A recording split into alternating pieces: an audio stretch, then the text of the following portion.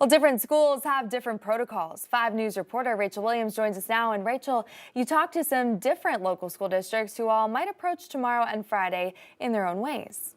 Yeah, Alexandra, that's right. I've been looking into school closure protocols today, especially after Arkansas got rid of virtual or AMI days across the state. But there are still students in the area who will have to log on from home, while others are simply getting a choice to log on. Thursday and Friday are the first snow days of the school year for some districts. But for Poto Public Schools, a snow day isn't really a day off from learning. We have an option of doing a virtual day or a distance learning day, and that's what we're doing today. As we just set it in place for tomorrow and Friday. So we communicated with all of our teachers and made sure they had packets at the elementary levels, and at the secondary level has some type of virtual assignments ready for our kids. Poto Superintendent Scott Kempnick says distance learning for their district is an advantage. Pre-COVID days, you would miss a day and you'd be making it up at the end of the year.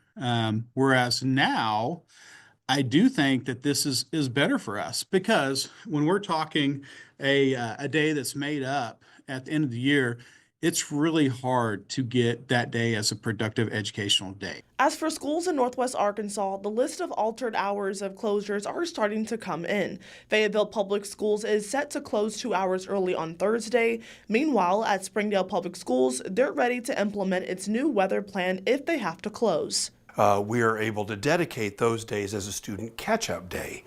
And what that means is no new homework's going to go home, or no new assignments is going to go home, but our teachers are going to be there for any students that may want to check in. They may want to do some updates on assignments they might have missed.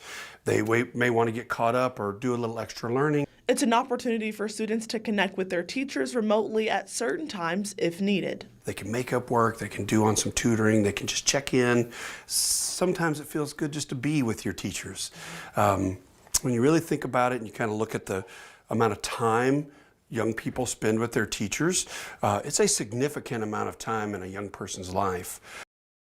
For students at any school district who don't have the technology or bandwidth at home for virtual learning, the school district have options to make sure no child is left behind. Rachel Williams, 5 News.